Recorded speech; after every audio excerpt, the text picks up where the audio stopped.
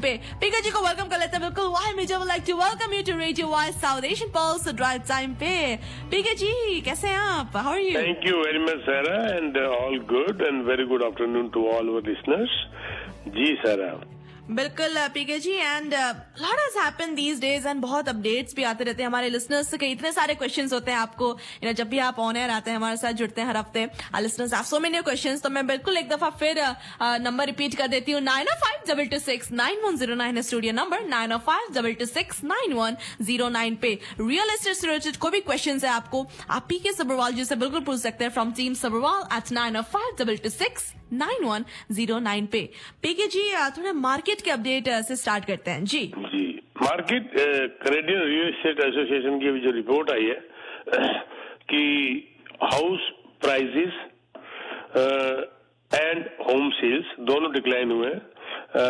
Home sales जो है 1.9% down हुई है अगस्त टू सितंबर अभी, एंड ये तीसरा महीना लगातार है जब ये डिक्रीज हो रही है। और ये इसको अलार्मिंग माना जा रहा है। अलार्मिंग इसलिए माना जा रहा है क्योंकि अगस्त सितंबर में तो बल्कि सेल बढ़ती है, हमेशा एक्टिविटी बढ़ जाती है। बजाय हॉट मंथ होने के बावजूद भी ये थर्ड मंथ लगातार सेल नीचे ड्रॉप हो रही है, जिसकी वजह से प्राइस भी नीचे आ रहे हैं। अब ट्रांजैक्शंस भी नीचे आ गई, सेल्स नीचे आ गई। अब प्राइस जो है जिसको होम प्राइस इंडेक्स HPI कहते हैं, वो फिर भी अभी अप रहा है 1.1% फ्रॉम लास्ट ईयर अगर कंपेयर करें तो। और नेशनल एवरेज जो होम की है वो 655,507 के करीब होगी, विच इज शोइंग। वो तो पहले तो HPI थी, पर मैं सेम की एवरेज प्राइस की बात करता हूँ, वो 2.5% अप रही है फ्रॉम सितंबर 2022, 3 महीने लगातार गिरने के बावजूद। ये जो है ये अलार्मिंग इसलिए मैं बात दोबारा रिपीट कर रहा हूं क्योंकि अगस्त नवंबर में एक्टिविटी बढ़ जाती है, उसके बावजूद भी ये कम रहा है। एक तो ये सिनेरियो क्लियर नहीं था कि आगे क्या होने जा रहा है, लेकिन अब कुछ क्लैरिटी हमें होती नजर आ रही है, डिफरेंट रिपोर्ट्स जो आ रही है, और उम्मीद है कि ये कुछ प्राइजेस इसके जो है वो अभी कुछ स्टेबल होंगे। बाकी आगे चलकर और बात करते हैं, बताइए। एंड पीके जी इन्फ्लेशन जो है वो नीचे आने के काफी चल रहे हैं, तो आपके क्या कमेंट्स है इन्फ्लेशन? हाँ, उम्मीद कम थी सारा इन्फ्लेशन नीचे आने की। इकोनॉमिस्ट का ये मानना था कि इन्फ्लेशन रुकेगी 4% के आसपास, लेकिन to the surprise of everyone including me ये 4% से नीचे आके 3.8% रह गई, which is a very good sign now. और ये जो है इसके अंदर बताया जा रहा है, जब ये रिपोर्ट आती है बैंक ऑफ कनाडा के साथ में, तो ये बताया जाता है कि इसके अंदर जो है ये ग्रोसरी के प्राइसेस जिस रफ्तार से बढ़ रहे थे उसके बढ़ने रुक गए, और या कम रफ्तार से बढ़ रहे हैं, तो वो है। दूसरा, ड्यूरेबल गुड्स की कॉस्ट थोड़ी नीचे आई है, और तीसरा ट्रैवल रिलेटेड सर्विसेज जो है, जैसे ट्रांसपोर्टेशन जो है वो 21.1% नीचे आई, जिसकी वजह से इसका बहुत बड़ा असर जाके इन्फ्लेशन में पड़ा। लेकिन एनर्जी कॉस्ट, गैस वगैरह वो अभी भी बहुत बड़ा मुद्दा बना हुआ है। हालांकि सितंबर के महीने में जो एनर्जी कॉस्ट थी थोड़ी सी नरम हुई थी, हमने देखा होगा गैस के प्राइस कम आए थे, लेकिन पिछले 10 दिनों से फिर बढ़ने शुरू हो गए। It can be because the reason Israel Palestine का जो झगड़ा हमास वगैरह का चल रहा है वहां पर, वो भी कारण हो सकता है। मिडिल ईस्ट डिस्टर्ब्ड है इस वक्त, लेकिन जैसे मैं ये मानूंगा कि आगे अब ये इन्फ्लेशन जो अगले महीने रिपोर्ट आएगी वो भी बहुत कुछ डिपेंड करेगा ये वार जो है इनकी चली रुकेगी कि नहीं रुकेगी। एक पॉइंट यहाँ पर मैं बहुत क्लियर बताना चाहता हूँ कि ये जो इन्फ्लेशन है इसका बहुत बड़ा इसके अंदर हाथ जो है मॉर्गेज इंटरेस्ट और रेंट पेमेंट का है। 30.6% जो है ना मॉर्गेज कॉस्ट बढ़ गई, और उसका डायरेक्ट इम्पैक्ट जो इन्फ्लेशन में पड़ा। तो कुछ तो इकोनॉमिस्ट यहाँ तक कह रहे हैं कि मॉर्गेज हम इंटरेस्ट बढ़ा रहे हैं क्योंकि इन्फ्लेशन नीचे आए, और इंटरेस्ट बढ़ा दिया उसका असर इन्फ्लेशन में फिर बढ़ गया। तो हम कर क्या रहे हैं, हमें यही नहीं समझ आ रही। एक तरफ से हम कह रहे हैं कि इन्फ्लेशन को नीचे लाना है तो इंटरेस्ट बढ़ा दो, जब मॉर्गेज कॉस्ट बढ़ जाती है इंटरेस्ट बढ़ाने से, तो उसका असर फिर इन्फ्लेशन में बढ़ जाता है। तो कुछ इकोनॉमिस्ट खास करके जो बड़े बोल्ड हैं, जो वोकल हैं बहुत ज्यादा, वो बेंजामिन ताल साहब, उन्होंने कहा है कि अगर हम इसमें से मॉर्गेज पेमेंट कि इंक्रीज को हटा दे तो हम 2% इन्फ्लेशन के टारगेट के बिल्कुल करीब आ गए। तो क्यों नहीं इसको आप घटाने की बात की, क्योंकि सारा स्लो डाउन हो चुका है ऑल ओवर, तो उसका क्यों ना बेनिफिट उठाया जाए। और उनका ये भी मानना है कि Bank of Canada likely to begin cutting rates in mid 2024। उनका ये मानना है कि मिडल ऑफ 24 तक इंटरेस्ट रेट कटना शुरू हो जाएगा। उन्होंने ये भी बात बड़ी अच्छी करी कि इसका रेलेवेंट इशू जो है अनदर पॉसिबल रेट हाइक नहीं है, बल्कि क्वेश्चन ये है कि कब रेट गिरने शुरू होंगे इंटरेस्ट के। We are very very close to the end of monetary tightening. ये कुछ बातें मैंने पहले शो में भी कही थी। तो प्लस यहाँ पर मैं एक बात और बहुत इंपॉर्टेंट कहना चाहता हूँ कि उनका ये मानना है कि क्यों ये रेट कट 2024 से शुरू होनी चाहिए, क्योंकि ये जो फिगर आई है स्टैट्स कनाडा की 57% of all mortgages, I'll repeat, 57% of all mortgages in Canada will be reset in 2025 and 26. अब जब इनमें जो वेरिएबल वाले हैं चलो उनके ऊपर तो असर पड़ना शुरू हो गया, पर जो फिक्स सस्ते सस्ते लेके बैठे हुए थे जिनको मिल गया था लकीली, अब जब उनका रिन्यू आएगा 2025-26 में तो बहुत बड़ा झटका लगेगा, बहुत जबरदस्त इकोनॉमिक शॉक लगेगा। तो इसीलिए अगर 24 में अगर सब कुछ हालात हमारे हक में रहता है और हम 2024 से इंटरेस्ट रेट काटना शुरू कर देते हैं तो इनको जो शॉक है वो थोड़ा कम लगेगा, क्योंकि इनका टारगेट है कि शायद ये ओवरनाइट रेट 3% तक, इनका सफिशिएंट टाइम है कि ये 3% तक ओवरनाइट रेट लेके आ जाए, जब तक ये 2025-26 का टाइम आएगा।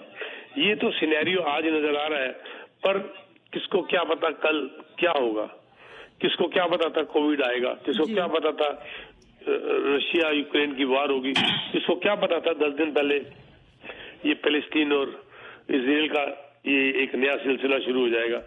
आज के हालात के हिसाब से मुझे लगता है कि ये लास्ट जंप था जो पहले हो गया। 25 अक्टूबर को ये जो डिक्लेरेशन होनी है इंटरेस्ट की, शायद ये रुक जाएगा, यहाँ पर आगे नहीं बढ़ेगा, और उसके बाद जो इन्फ्लेशन की रिपोर्ट अगले महीने आएगी वहां ये डिसाइड हो पाएगा कि अब इसको रोकना। अभी तक चांसेस यही है कि अब ये लास्ट था जो हो गया था पहले, आज से 1.5 महीना पहले, तो अब ये इंटरेस्ट रेट रुकता हुआ नजर आ रहा है, जिसका एक पॉजिटिव असर रियल एस्टेट के ऊपर जरूर पड़ेगा।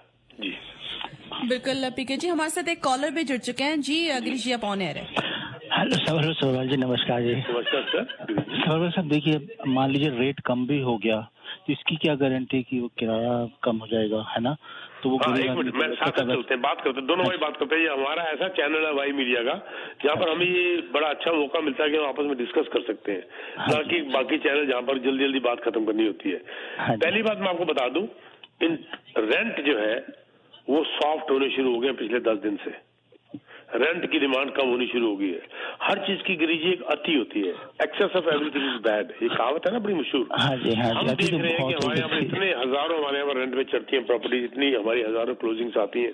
तो मेरे को पिछली मीटिंग क्या थी, कल ही थी, ट्यूसडे को कल मीटिंग थी, कल ही की मीटिंग में हमें बताया गया कि अब रेंट के अंदर जैसे एक के ऊपर 20-20, 25-25, 30-30 ऑफर आ जाती थी, अब एक 2-2 ऑफर आ रही है, यानी कि रेंट मार्केट थोड़ी ढीली होनी शुरू हुई है, which is a very very good sign. आगे क्या कह रहे हैं आप गिरीश जी? हाँ जी, बस मैं ये कह रहा हूँ थोड़ा सा और कम हो जाए, घरों के दाम थोड़ा सा और रेंट कम हो जाए तो गरीब आदमी के लिए थोड़ा सा बिल्कुल ठीक बात है। दोनों में से एक बात तो कम से कम होनी चाहिए। घरों के दाम कम होंगे तो एक हिस्सा सोसाइटी का खुश होगा और दूसरा हिस्सा बर्बाद होगा। तो कौन सा बर्बाद होगा? अगर घरों के प्राइस कम हो जाएंगे तो एक हिस्सा जो ओनर्स का है वो परेशानी में चला जाएगा, जो बायर है वो खुश हो जाएंगे, जो कि बड़ी अच्छी बात है, क्योंकि इन्होंने खाए भी बड़े लफे हैं। जो ओनर्स हैं उनको बड़ा मोटा उन्होंने प्रॉफिट खाया है, 5-6 लाख के लिए थे, 1-1 मिलियन के हो गए।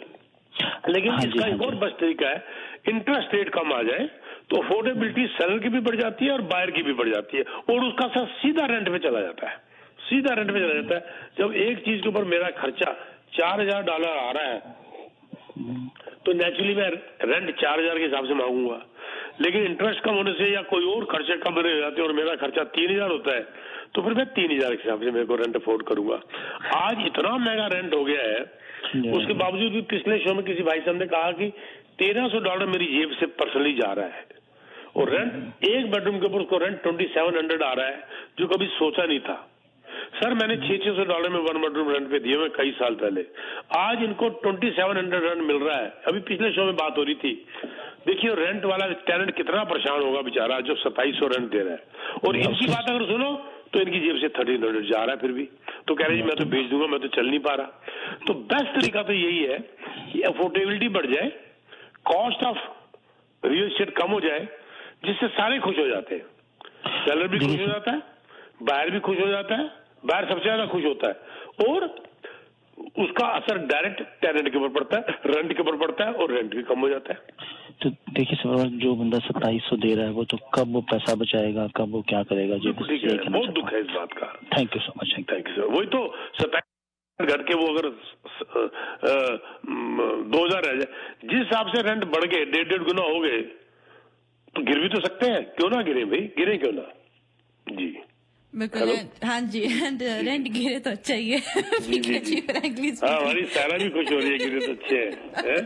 यही है पीके जी, रेंट जब गिरेंगे तो हमें ही फायदा है, क्योंकि अभी तो करेंटली हम लोग टेनेंट ही है, हम लोग रेंटल मार्केट पे डिपेंड। कोई बात नहीं, टेनेंट है तो तू भी है, भी तो छोटी सी बच्ची ना, जब उम्र बढ़ेगी तो हिसाब से ले लेगी, मुझे पता है, कोई दिक्कत नहीं है, इतनी जल्दी जल्दी मत भाग, स्लो स्लो चल, you are doing a good job, और वक्त आएगा। मेरी जब शादी हुई थी ना, तो मेरी वाइफ कहती थी, मेरा था कि मैंने घर लेना ही लेना है, तो मेरी वाइफ कहती थी नहीं मैं ये नहीं लूंगी, क्योंकि उसके फादर डॉक्टर थे, वो घर देखो, मेरे फादर आर्मी ऑफिसर थे, तो अपना हमारा ये वाला घर देखो। तो मैं कहता था उम्र भी देख ले साथ में, तू 20 साल की है, वो 65 साल के है, तो उम्र भी तो देख ले साथ में, तो इसलिए उम्र बाकी चीजें देखो। अभी तू तो बच्ची है बेटा, अभी रेंट में है, 2-4 साल और मेहनत करो। You should have some stories to tell your kids. मैं हमेशा बोलता हूँ आपकी जिंदगी में ऐसे कुछ हादसे जरूर होने चाहिए जो कि आपको सुनाने लायक अपने बच्चे को, ग्रैंड किड्स को वो हो, और बड़ा मजा आए, स्टोरीज आपको सुनाने को मिले। जब एक फीकी जिंदगी चल पड़ी जिसके अंदर एक रेगुलर रूटीन है, तो you don't have any story to tell your kids. तो ऐसा भी कुछ हो ना, जैसे आप कहो जी मैं आई थी, मैंने आगे देखो YBJ में काम किया था, मैं स्ट्रगल कर रही थी, बस से मैं आती थी, रेंट में मैंने घर लिया हुआ था, बड़ा मुश्किल होता था, रेंट बढ़ गया था, हम दे नहीं पाते थे, धीरे धीरे मैंने ऐसे स्ट्रगल करी, ऐसे से मैंने कमाया, ऐसे से मैं घर में ली, आज हम पैर है। मैंने भी एक लोअर इनकम ग्रुप LIG, उसमें मैंने एक कमरे के घर से जिंदगी शुरुआत की थी जी। और उसके बाद जो है कर गया। इसके साथ साथ एक मेरे को अब्दुल कलाम साहब हमारे जो प्रेसिडेंट है, जब मैंने कहा ना कि कोई स्टोरी बताने के लिए होनी चाहिए, उनकी 4 लाइनें याद आ गई, अगर कहो तो मैं सुना दूं। बिल्कुल बिल्कुल।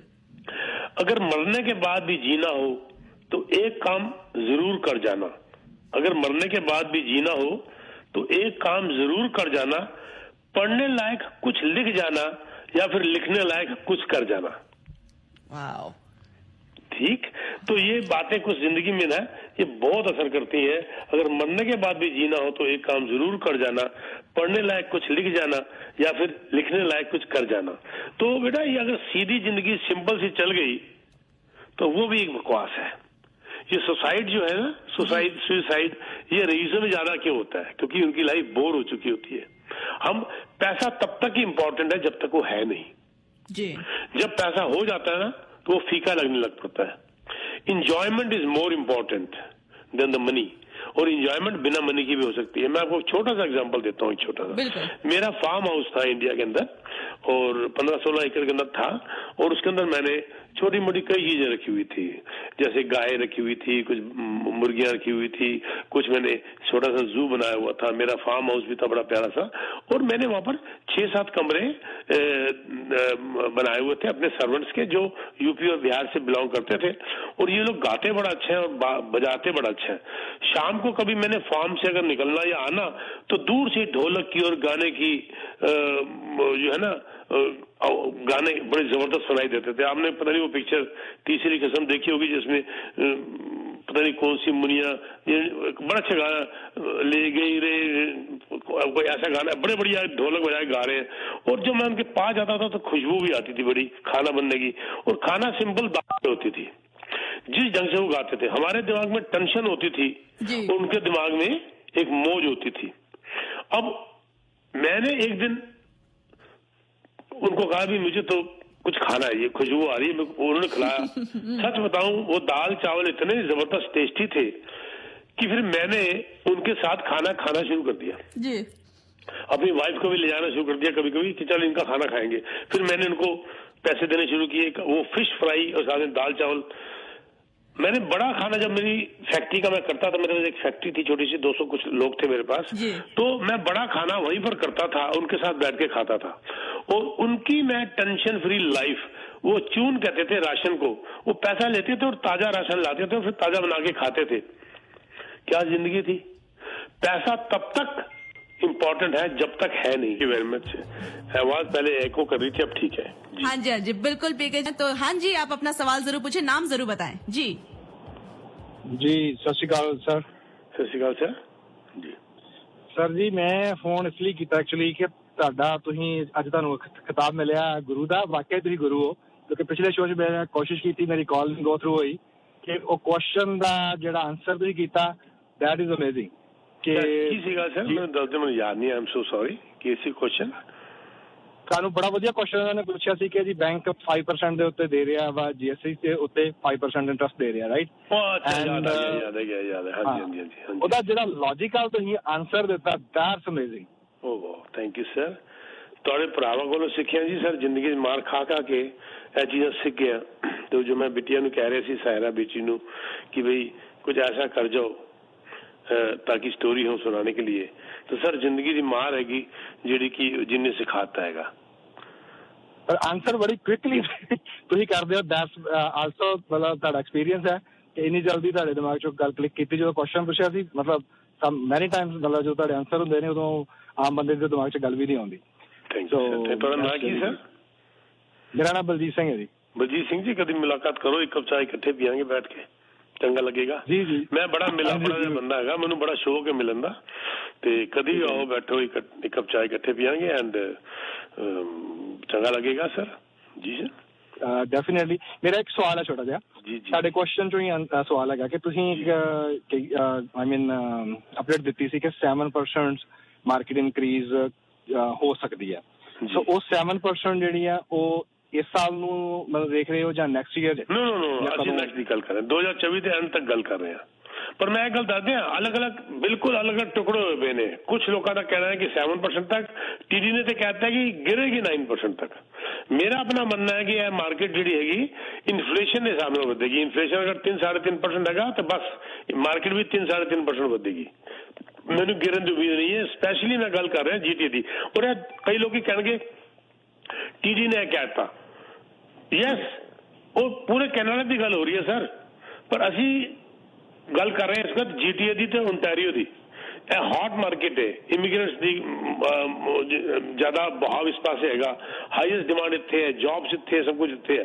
ਤੇ ਮੈਂ ਪੂਰੇ ਕੈਨੇਡਾ ਦੀ ਅਗਰ ਮੈਂ ਗੱਲ ਕਰਾਂ ਤਾਂ ਮੈਂ ਕਹਾਂਗਾ ਐਜ਼ ਪਰ ਇਨਫਲੇਸ਼ਨ 3 to 3.5%। ਲੇਕਿਨ ਅਗਰ ਮੈਂ ਓਨਟਾਰੀਓ ਦੀ ਗੱਲ ਕਰਾਂ ਜਿਹਦੇ ਅੰਦਰ ਸਾਡਾ ਜੀਟੀਏ ਆ ਜਾਂਦਾ, ਇਹ 1.5% ਹੋਰ ਜ਼ਿਆਦਾ ਵਧਣ ਦੀ ਉਮੀਦ ਹੈਗੀ। ਓਕੇ ਜੀ, ਇੱਕ ਛੋਟੀ ਜਿਹੀ ਮੈਂ ਗੱਲ ਹੋਰ ਪੁੱਛਣੀ ਹੈ ਜੀ ਸਰ। ਜਿਸ ਤਰ੍ਹਾਂ ਹੁਣ ਟ੍ਰੈਂਡ ਜਿੱਦਾਂ ਤੁਸੀਂ ਦੱਸ ਰਹੇ ਹੋ ਕਿ ਟ੍ਰੈਂਡ ਹੁਣ ਇਹ ਚੱਲ ਰਿਹਾ ਕਿ ਇੰਟਰਸਟ ਰੇਟ ਘਟੇਗਾ ਕਦੋਂ, ਵਧਣ ਦਾ ਟ੍ਰੈਂਡ ਆਲਮੋਸਟ ਫਿਨਿਸ਼ ਹੋ ਗਿਆ। ਸੋ ਇਟ ਮੀਨਸ ਕਿ ਇਹ ਹੁਣ ਪਰਫੈਕਟ ਟਾਈਮ ਹੈ ਕਿ ਜਿਹੜੇ ਲੋਕ ਰੁਕੇ ਹੋਏ ਸੀ ਬਾਈ ਕਰਨ ਨੂੰ। What do you think? ਹਾਂ, ਜਿਹੜੇ ਲੋਕ ਰੁਕੇ ਹੋਏ ਸੀਗੇ, ਮੈਂ ਸਿੰਪਲ ਜੀ ਗੱਲ ਕਰਨਾ, ਹਮੇਸ਼ਾ ਮੇਰੇ ਕੁਝ ਆਰਟੀਕਲਸ ਨੇ ਉਹ ਤੁਸੀਂ ਦੇਖ ਲੈਣਾ। ਮੈਂ ਹਮੇਸ਼ਾ ਕਹਿੰਦਾ never wait to buy real estate, buy real estate and wait. ਜਿਹੜੇ ਰੁਕੇ ਹੋਏ ਸੀਗੇ ਅਗਰ ਉਹ ਲੈ ਨਹੀਂ ਪਾ ਰਹੇ ਤੇ ਉਹ ਅਲੱਗ ਗੱਲ ਹੈ, ਲੇਕਿਨ ਅਗਰ ਉਹ ਲੈ ਪਾ ਰਹੇ ਨੇ ਔਰ ਤਾਂ ਵੀ ਰੁਕੇ ਹੋਏ ਨੇ ਤਾਂ ਬਹੁਤ ਵੱਡੀ ਗਲਤੀ ਕਰ ਰਹੇ ਨੇ। ਛੋਟੇ ਘਰ ਤੋਂ ਸ਼ੁਰੂ ਕਰ ਦਿਓ, ਇੱਕ ਕਮਰੇ ਤੋਂ ਸ਼ੁਰੂ ਕਰ ਦਿਓ। ਸਰ ਬਲਜੀਤ ਜੀ, ਕਿਰਾਏ ਦੇ ਅੰਦਰ ਅਸੀਂ ਇੱਕ ਕਮਰੇ ਦਾ ਮਕਾਨ ਲੈ ਕੇ ਬਹਿ ਜਾਂਦੇ ਹਾਂ, ਖਰੀਦੋਗੇ ਤੁਸੀਂ ਕਹਿੰਦੇ ਸਾਨੂੰ 3 ਕਮਰੇ ਚਾਹੀਦੇ ਨੇ, ਫਲਾਣੀ ਚੀਜ਼ ਚਾਹੀਦੀ ਹੈ, ਢੀਂਗਣੀ ਚੀਜ਼ ਚਾਹੀਦੀ ਹੈ। ਅਰੇ ਤੁਸੀਂ ਕਿਰਾਏ ਦਾ ਮਕਾਨ ਵੀ ਉਸ ਹਿਸਾਬ ਨਾਲ ਲੈ ਲਓ, ਔਰ ਉਹ ਘਰ ਮਕਾਨ ਨਹੀਂ ਘਰ, ਉਹ ਘਰ ਫਿਰ ਤੁਹਾਨੂੰ ਮਕਾਨ ਬਣਾ ਕੇ ਦੇ ਦੇਗਾ। ਐਟਲੀਸਟ ਤੁਸੀਂ ਕਹੋਗੇ ਜੀ ਕਿਰਾਏ ਤੇ ਜ਼ਿਆਦਾ ਪੈ ਰਿਹਾ, ਮਹਿੰਗਾ ਪੈ ਰਿਹਾ, ਬਿਲਕੁਲ ਪੈਣ ਦਿਓ, ਲੇਕਿਨ ਤੁਸੀਂ ਲੋਨ ਵੀ ਉਤਾਰ ਰਹੇ ਹੋ ਉਹਦੇ ਅੰਦਰ, ਪਲੱਸ ਉਹ ਘਰ ਤੁਹਾਨੂੰ ਘਰ ਬਣਾ ਕੇ ਦਿੰਦਾ ਜਾਏਗਾ। ਮੈਂ ਤੇ ਆਪਣੀ ਸਟੋਰੀ ਤੁਹਾਡੇ ਅੱਗੇ ਰੱਖ ਦਿੰਦਾ ਤੇ ਦਿਲੇਰੀ ਦਿਖਾਓ, be brave, if you can afford buy immediately, ਕਿਉਂਕਿ you are not a speculator ਕਿ ਤੁਸੀਂ ਅੱਜ ਲਿੱਤਾ ਔਰ ਕੱਲ ਵੇਚਤਾ। ਅਸੀਂ ਉਹ ਆਪਣਾ ਘਰ ਹੈ, ਸਾਡੀ ਛੱਤ ਹੈ।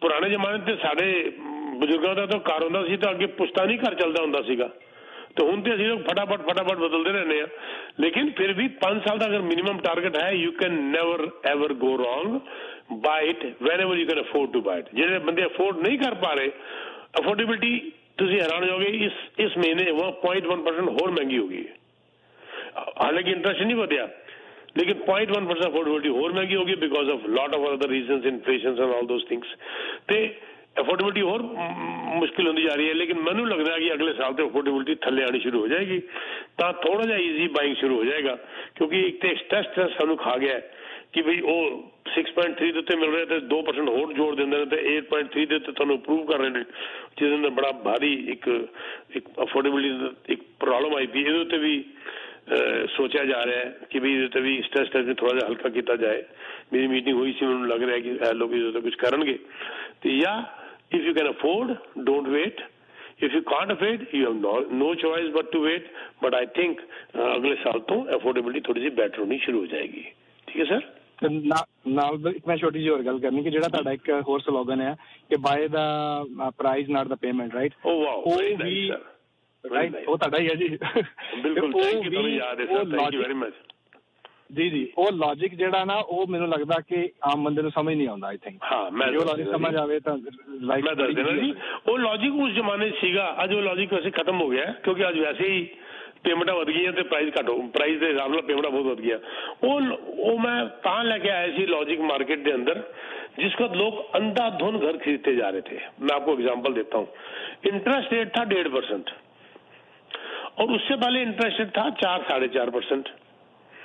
तो हुआ क्या अगर मान लीजिए कोई घर वो ले रहे थे 8 लाख का उसमें उनकी किस्त सिर्फ साल पहले बनती थी मान लीजिए मैं सिर्फ एग्जांपल ही दे रहा हूं 3000 और जब इंटरेस्ट रेट कम हो गया तो उनकी किस्त कम होकर रह गई $2000 तो उन्होंने कहा कि ये काम करते हैं बड़ा घर ले लेते हैं यहीं पर उन्होंने मार खाई क्योंकि उन्होंने इंटरेस्ट रेट के हिसाब से महंगा कर ले लिया दे bought the price not the payment मेरी ये कहावत उस वक्त मैंने फटाफट डाली हर जगह सोशल मीडिया में मेरे आर्टिकल्स में रेडियो में टीवी मैंने दर दर बोलना शुरू कर दिया ये बहुत बड़ी गलती कर रहे हो मेरे बेटे ने मुझे कहा डैड मैं वहां पर मिसागर रोड पर ले लूं मैं कहा बेटा ये आज रेट कम है तू ले लेगा जब इंटरेस्ट रेट बढ़ जाएगा तो तू परेशानी में आ जाएगा बल्कि एक काम कर by the price not the payment तू प्राइस जो तेरी हिम्मत का है 8 लाख का 1 मिलियन का वो ही ले पेमेंट जो कम दे रहा है क्योंकि इंटरेस्ट रेट कम है और तेरी देने की कैपेसिटी ज्यादा है तो तू अगर 1000 का फर्क पड़ता है तो उस 1000 को बैंक में डालना शुरू कर दे वो रेनी डे के लिए बचा ले और वो पैसा तेरे काम आएगा जब इंटरेस्ट रेट बढ़ जाएगा वो लोग सारे जिन्होंने by the price not the payment किया था वो सारे सेफ है बहुत खुश है मेरे साथ पार्टियां बहुत खुश मतलब कि इतना मजा आता उन लोगों को मिलके उनके वो मेरे दोस्त बन गए कहते पीके जी मजा आ गया हमने छोटा घर लिया था और अब पेमेंटें बढ़ गई हमें मुश्किल नहीं पड़ रही क्योंकि तब हम 3000 दे सकते थे आज 3000 हो गया तब हम 2000 दे रहे थे अब बाकी के 1000 बैंक में डाल देंगे हमारे पास $50,000 जुड़ गया they were not they did not buy the payment they bought the price जिन लोगों ने ये किया कि उनकी औकात थी 8 लाख के घर में रहने की क्योंकि पेमेंट कम थी तो उन्होंने 1 मिलियन का ले लिया और कहा नहीं हमारी तो हिम्मत है 3000 देने की जैसे इंटरेस्ट रेट बढ़े सर वो 3000 के हो गए 4500 अब वो लोग फंसने शुरू हो गए ये वही लोग हैं जो बैंकरप्सी की तरफ जा रहे हैं ये वही लोग हैं जिनकी घर की नींद रात की नींद उड़ गई ये वही लोग हैं जिनके परिवार के अंदर झगड़े शुरू हो गए ये वही लोग हैं कोई सुसाइड कर रहा है किसी को हार्ट अटैक हो रहा है किसी को बीपी हो रहा है क्यों एक गंदा वर्ड मैं यूज करता हूं बार बार जानबूझ के करता हूं कि इनको गुस्सा आए मेरी बात सुनकर औकात भूल गए ये लोग अपनी दिखावे में चले गए सर मुझे ना 2 लोगों से बहुत डर लगता है बजीत जी एक सो कॉल्ड रईस का मतलब पता क्या है दिखावटी रईस उनसे मैं बहुत डरता हूं ये दिखावटी रईस खुद तो मारते ही मरते हैं दूसरों को भी इन्फीरियरिटी कॉम्प्लेक्स में लाने की कोशिश करते हैं तू कहां गया था अच्छा वहां गया था समझ था कौन से होटल में रहे वहां अरे उस होटल में रहे फलाने होटल में क्यों नहीं रहे मतलब वो ये बताना चाहते हैं कि मैं बहुत रईस हूं जबकि अंदर से मुझे पता है ये कितना रईस है औकात पता चल जाती है, उनकी बात करने के ढंग से पता चल जाता है कि ये दिखावटी रईस बन रहा है या असली रईस है। एक तो मेरे को ऐसे लोगों से बड़ा डर लगता है, इनसे मैं दूर रहता हूँ। और दूसरा बजीत जी, वो लोग जो अपने आप को बहुत एजुकेटेड शो करते हैं, मेरे से बड़ा पढ़ा लिखा कोई नहीं, मेरे से बड़ा जिसे कहते हैं एजुकेशन में मार्क मेरे को कोई दे नहीं सकता। और वो एक तो होता है ना जी, मैं देखिया बजीत जी, मैं दूजी सिंपल गल कर रहा, अंग्रेजा भी अंग्रेजी समझ आ जाती है। कई सो कॉल्ड एजुकेटेड ही अंग्रेजी भी टेढ़ी मार देने शो करने वास्ते कि उन्होंने अंग्रेजी समझ ही नहीं आती, अंग्रेजा नहीं फिर भी समझ आ जाती है। तो उनको मैं कई बार ये बोलता हूँ, भैया अंग्रेजी बोलना या ज्यादा एजुकेशन दिखाने का मतलब दिखावा का, education is a very good thing और वो रिस्पेक्टेड है, आई रिस्पेक्ट, पर शो ऑफ करना ये वही हाल है जैसे गधा और डोंकी। हिंदी में गधा, अंग्रेजी में डोंकी, फर्क है ही नहीं, पर वो सोचते हैं मैंने डोंकी बोला तो मैंने बड़ी एजुकेशन वाली बात कर दी। तो ये दो किस्म के लोग मुझे डरते हैं, मैं इनसे डरता हूँ। और ये आप वाली जो बात थी, by the payments not the price, तो मैंने आज वो इसलिए लागू नहीं होती कि आज पेमेंट्स वैसे ही ज्यादा हो चुकी हैं। अब तो उल्टा हो गया बजीत जी, अब तो पेमेंट दे नहीं पा रहे, अब उनको तो अभी छोटे घर में ही जाना पड़ेगा। वो लोग जो बाय द प्राइस कर रहे थे, आज वो लोग फंसे हुए हैं बाय द पेमेंट्स में, खुद फंसे हुए जा रहे हैं। और जो लोग उस वक्त बाय द पेमेंट्स में गए थे, आज वो बिल्कुल कंफर्टेबल बैठे हुए हैं और उनको कोई फर्क नहीं पड़ रहा, क्योंकि उन्होंने बढ़ते हुए इंटरेस्ट रेट के हिसाब से घर लिया था और आज हालांकि देना पड़ रहा है पर वो तैयार थे। Am I right Bajit ji? जी एब्सोल्युटली सर, एब्सोल्युटली। जी थैंक यू सो मच, बड़ा टाइम देता जी, थैंक यू। नहीं सर, मुझे तो चंगा लगता है। तो सायरा, मैं बात कर रहा था कि वो जो थे गिरीश जी, उन्हीं की बात चल रही थी ना जब हमने ब्रेक ले लिया था बीच में। तो गिरीश जी से बात हो रही थी कि जो टेनेंट है वो क्या करे, वो आगे कैसे देगा, इंटरेस्ट रेट कमाएगा नहीं आएगा, उनकी बात में बड़ा लॉजिक था। लेकिन हर हालात जिंदगी के अंदर, हर हालात के लिए you have to be strong. जी बिल्कुल। लेकिन अब मैं इसके ऊपर एक और स्टेप डालता हूं, बट आप हमेशा स्ट्रांग नहीं रह सकते, ये भी उससे ज्यादा इंपॉर्टेंट है you have to be brave. ठीक है, you can't always be strong but you can always be brave. जी। 1.25 लाख से एक लड़ाऊं, गुरबानी में लिखा हुआ है 1.25 लाख से एक लड़ाऊं, मतलब वो कह रहे हैं गुरबानी में कि 1.25 लाख लोगों से मैं एक को लड़वा दूंगा। इसका मतलब ये था कि वो जो एक लड़ने वाला था वो 1.25 लाख को मार देगा? नहीं, वो ब्रेव था, उसके अंदर इतनी हिम्मत थी, उस 5 प्यारों के अंदर इतनी हिम्मत थी गुरबानी के अंदर। हालांकि I am not a Sikh but I respect all religions, मैं पढ़ता हूँ हर रिलीजन को, थोड़ा थोड़ा पढ़ता हूँ और समझने की कोशिश करता हूँ। उसका मतलब ये था कि मेरा एक 5 प्यारा 1.25 लाख से लड़ पड़ेगा जाकर, यानी कि ही वॉज ब्रेव। और वो 1.25 लाख डर के भाग जाएंगे क्योंकि वो स्ट्रांग तो होंगे 1.25 लाख, लेकिन ब्रेव नहीं हो सकते जी। ब्रेव होना ज्यादा जरूरी है ना जी। नहीं तो कई बार आदमी कहता है पिट के आ गया, क्या हुआ, कैसे पिट गया, क्या करे जी, हम लोग सिर्फ 10 थे और वो एक, बड़ा उल्टी बात कर रहा है, हम लोग सिर्फ 10 थे वो एक। होना ही चाहिए कि वो सिर्फ एक था और हम 10 थे जी। तो वो, लेकिन जो एक था वो ब्रेव था और आप 10 थे, सो कॉल्ड स्ट्रांग थे। क्या बात है, बिल्कुल। Because this entire thing what you just said, it reminded me of my parents basically, क्योंकि मुझे भी हमेशा यही चीज बताते हैं, that courage and braveness होना चाहिए आप में, and you should have that। वो नहीं होता, जिल नहीं होता कि कर लेंगे बस, वो रास्ता मिल ही जाएगा। हाल होगा, नींद क्यों खराब करें। मेरी बचपन से आदत है, क्योंकि हालात ऐसे हो चुके थे हमारे। 1965 की बात है, हालात ऐसे हो गए थे 1965 में, जब मैं 13 साल का था, कि ब्रेव होना पड़ गया था, सड़क पे आके खड़े हो गए थे और उसने एक आदत डाल दी। और मेरे फादर आर्मी में थे, तो वो आर्मी वाले वैसे ही ब्रेव होते हैं, तो उनसे भी हमारे को ये बहुत कुछ सीखने को मिला। हम लोग फिर उसका स्कूल के अंदर जिसे कहते हैं गरीबी थी, पैसा नहीं होता था, तो कुछ रईस बच्चे मेरे ग्रुप में आ गए, वो मेरे ऊपर पैसा खर्च करते थे क्योंकि मैं ब्रेव था जी। उनको ब्रेव का सहारा चाहिए होता था। राइट। कॉलेज में भी ऐसे हुआ, बड़ा अच्छा हमारा college SRCC Shriram college of commerce, जहां पर बहुत बड़े बड़े लोग हमारे बैच में, जैसे अरुण जेटली, अरुण जेटली जो हमारे उनकी डेथ होगी बेचारा की, वो रजत शर्मा आपकी अदालत वाले, अच्छे अच्छे, विजय गोयल वगैरह, बहुत जबरदस्त हमारा कॉलेज था SRCC दिल्ली यूनिवर्सिटी। लेकिन पैसा नहीं था, पर रईस दोस्त हमारे साथ होते थे जी। उसका हमारे साथ होने का कारण सिर्फ एक ही होता था, बिकॉज आई वॉज ब्रेव। उनको मेरे सहारे की जरूरत होती थी। ये नहीं कि मैं छुरी मार देता था या पिस्तौल रखी हुई थी, लेकिन मैं दिलेर था। जी जी जी। और ये मैं अपनी बड़ाइयां खुद कर रहा हूँ, पर जो सच्चाई है सच्चाई है, मुझे पता है, आपको पता है, मैं बनाने की कोशिश नहीं करता किसी बात को। नहीं बिल्कुल नहीं जी। तो इसीलिए मैं उनको, जो लोग नहीं रेंट पे ले पा रहे, जो नहीं दे पा रहे, बी ब्रेव, मेहनत करो, थोड़ा सा स्ट्रगल करो, और then you will have stories to tell your kids, and then you will have stories to tell your grandkids. ये हालात हर एक के होकर निकलते हैं। क्यों किसी हालात से कोई उभर के जीत के बाहर आ जाता है और कोई हार जाता है? क्योंकि ये फर्क सिर्फ स्ट्रांग और ब्रेव के अंदर है। सच इस बात दोनों है। का डिफरेंशिएट करना बड़ा जरूरी है जी बिल्कुल बिल्कुल बिल्कुल सच बात है, क्योंकि सिचुएशंस खराब होंगी बहुत, ये तो नेचुरल सी बात है। You know will have so many of different situations. It's us as human beings, us as individuals, हम लोग उस सिचुएशन को किस तरीके से डील करते हैं as individuals, that impacts a lot. बिल्कुल। एंड तो अभी मेरे को लगता है कंक्लूड किया जाए, क्योंकि I was also little in a rush, if you can no problem allow me. No तो मैं निकलते निकलते कह दूं कि जल्दबाजी मत करिए। If you are investor, if you are planning to invest, बहुत अपॉर्चुनिटीज है मार्केट के अंदर, बहुत कुछ हमने नेगोशिएट किया हुआ बिल्डरों के साथ। इसका बड़ा अच्छा प्रोजेक्ट M6 चल रहा है, M-City M6, जबरदस्त 6 साल की क्लोजिंग है। 6 साल तो मजाक नहीं है। 3 साल की पेमेंट है, किस्तों में छोटी छोटी किस्तें देनी है आपने, 1,80,000 90,000 डिपेंडिंग ऑन योर परचेज, और the best price, competitive price रखा हुआ है उन्होंने 1250 के आसपास, और एक पूरा नेबरहुड है ये स्क्वायर 1 के पास M-City, और top class builders Rogers and urban capital.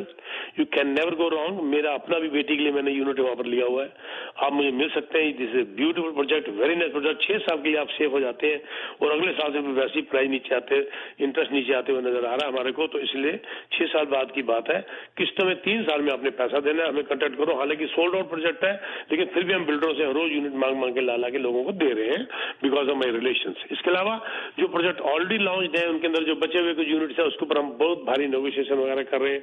वहां पर भी हम आपको हाईली नेगोशिएटेड प्राइस के ऊपर ला के देंगे, और आप हमें मिलिए, then only we will go further from there. 647-299-4757। I repeat, 647-299-4757, और you can visit teamsuburworld.com. Thank you very much, Sarah. Thank you so much PK ji, हमारे साथ जुड़ने के लिए, इतने सारे हमारे साथ इन्फॉर्मेशन डील्स शेयर करने के लिए, इतने सारी प्यारी बातें करने के लिए बहुत बहुत शुक्रिया आपका पीके जी। Thank you.